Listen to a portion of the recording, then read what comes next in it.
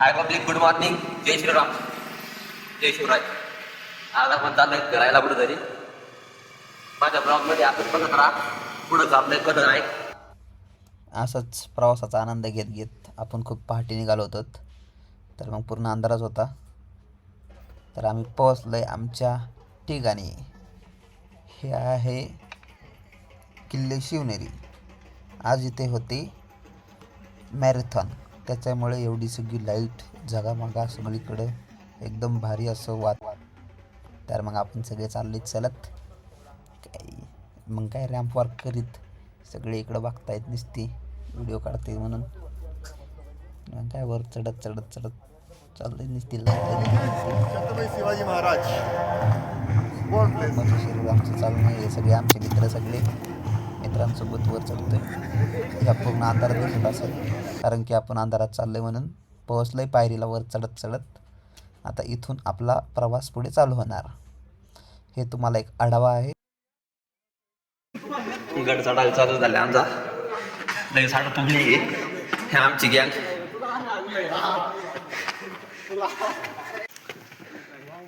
वरून बघितलेला व्ह्यू. गडाला एकूण 7 दरवाजे, तटबंदी आणि बुरुज आहेत.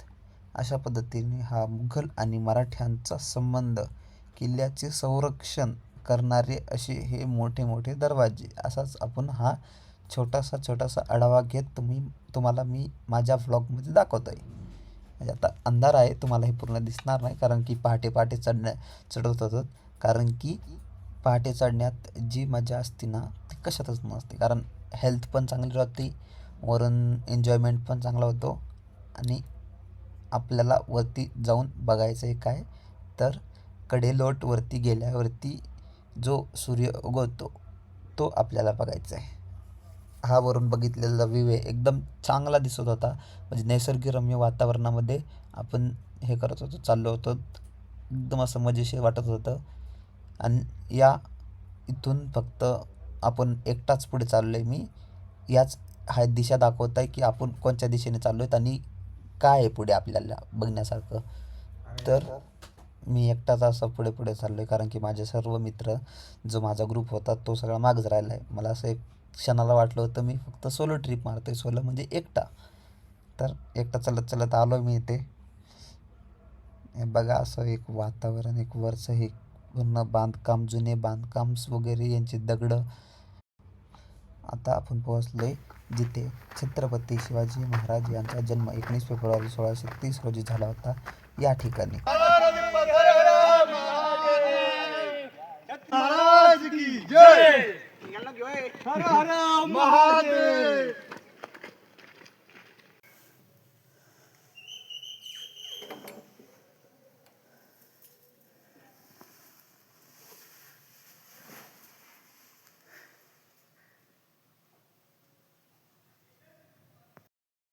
दर्शन घेऊन आता कडेलोट या ठिकाणी चाललो, जिथे खूप अतिशय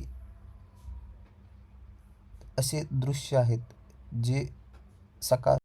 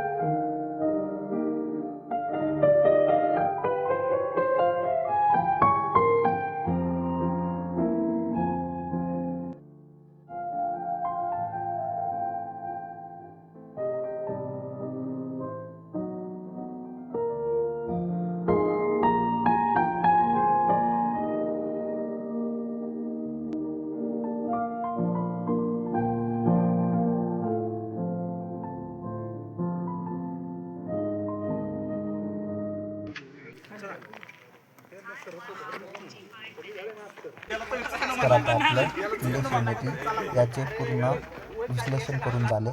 आता आम्ही गडाच्या खाली निघालो, कारण की सर्व पाहून झालेलं आहे किल्ले शिवनेरीवरलं. असं हे अदृश्यरम्य दृश्य बघून आम्हाला खूप आनंद वाटला. निसर्गरम्य दृश्य हे आहे. ही मशीन कसली तरी आहे, माहीत नाही एवढं काय काय यूज करतात. किल्ल्यावर गंगा जमुना नावाच्या 2 प्रसिद्ध पाण्याच्या टाक्या होत्या. आम्ही त्या पण पाहिल्या आणि त्याच्यानंतर आम्ही लागलो चालायला, कारण की आम्हाला आता पाहून झालं तर पूर्ण सगळं. शिवनेरी किल्ला हा फक्त एक किल्ला नाही, तर तो आपल्या स्वराज्याच्या इतिहासाचा साक्षीदार आहे. प्रत्येक मराठी माणसाने आयुष्यात एकदा तरी या किल्ल्याला भेट द्यावी. हे आहे किल्ल्यावरील स्थित शिवाई देवाचे मंदिर, ज्यावरून शिवाजी महाराजांचे नाव ठेवले गेले होते. तसेच शिवजन्मस्थान देखील याला मानले जाते. आम्ही इथे येऊन दर्शन वगैरे घेतलं. सगळं एकदम आतमध्ये गेल्यानंतर एकदम असं निसर्गरम्य वाटतं, की सुकून एक वेगळं.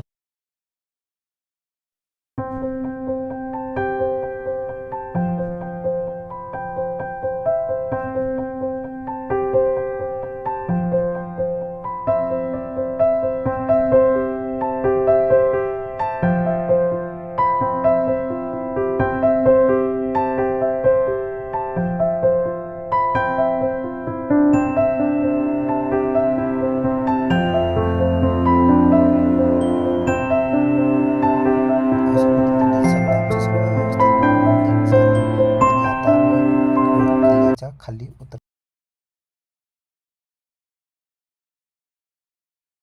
अजून मॅरेथॉन तर काही संपली नव्हती, म्हणजे जी सकाळी चालू झाली ती तेव्हाली संपली होती. आता पुन्हा परत लहान लेकरांची चालू होत होती गाडीत. आणि आता आम्ही निघालो गणपतीचं दर्शन घ्यायला ओझरला. आलो आपण ओझरला. एकदम मजेशीर. एवढ्या सगळ्या पायऱ्या आहेत.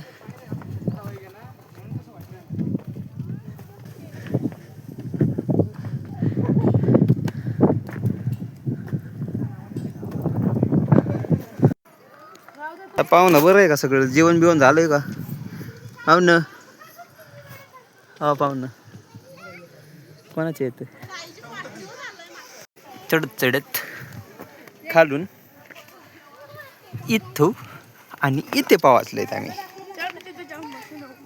देखो ना गाइस, वो चला गया गाइस. गाइस देखो ना गाइस, उसको मार ना, उसको मार.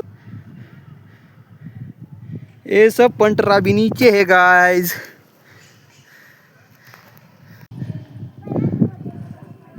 तर तुम्हाला आम्ही याचा पूर्ण आढावा देऊ कशा पद्धतीने आहे त्या. आम्ही आता मंदिरात चाललो.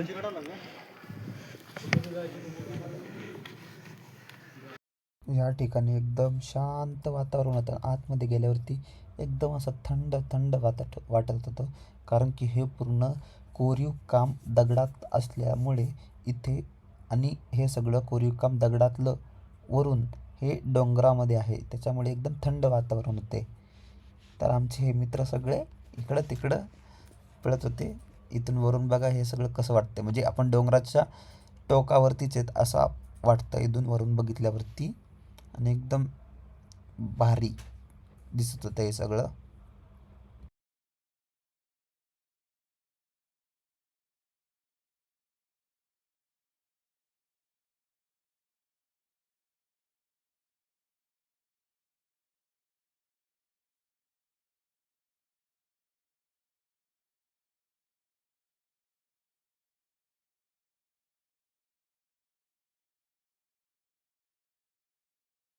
ही आहे गिरिजात्मक गणपतीची मूर्ती. ही मूर्ती भिंतीमध्ये कोरलेली आहे.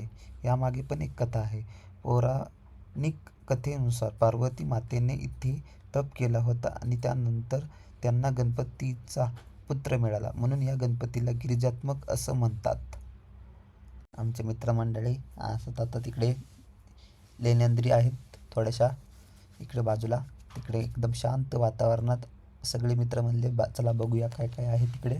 तर सर्व मित्रमंडळी घेऊन तिकडे गेलोत आम्ही एकदम मजेशीर वातावरणामध्ये. आणि आतमध्ये लेणी असल्यामुळे गुहा असल्यात, ह्या गुहाच टाईप आहेत. इथे सगळे आराम करीत बसले होते, त्याच्यामुळं सर्व बघून झालं. थोडा वेळ आराम केला आम्ही, कारण खालून 300 पायऱ्या वर चढत आलतो. तर सर्वजण आराम करत बसलो झाला आराम झाला, सगळे निघाले खाली. कारण की आता जास्त वेळ पण थांबून आमचा झाला खाली उतरायचा प्रवास चालू. कारण की आम्हाला जायचं होतं अजून पुढे ओझरच्या गणपतीला.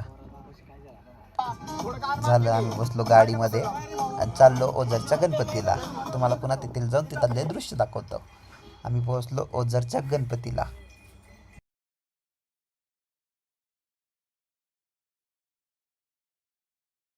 पाय वगैरे धुवून आम्ही निघणार आता दर्शन करण्यासाठी.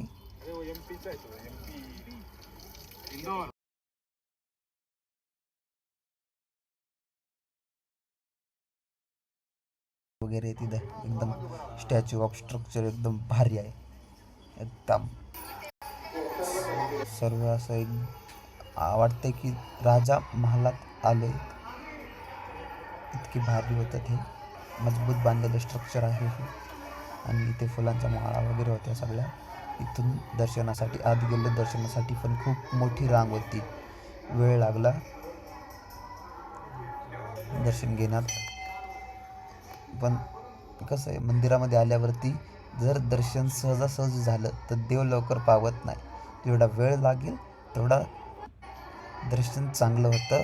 दर्शन झाल्यावरती मनामध्ये जी आनंद असतो तो आनंद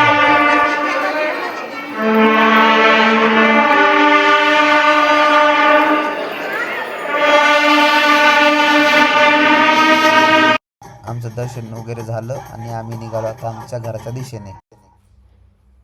तर तुम्हाला सगळ्यांना माझा हा व्लॉग आवडल्यास मला लाईक करा, सबस्क्राईब करा, फॉलो करा, कमेंट करा आणि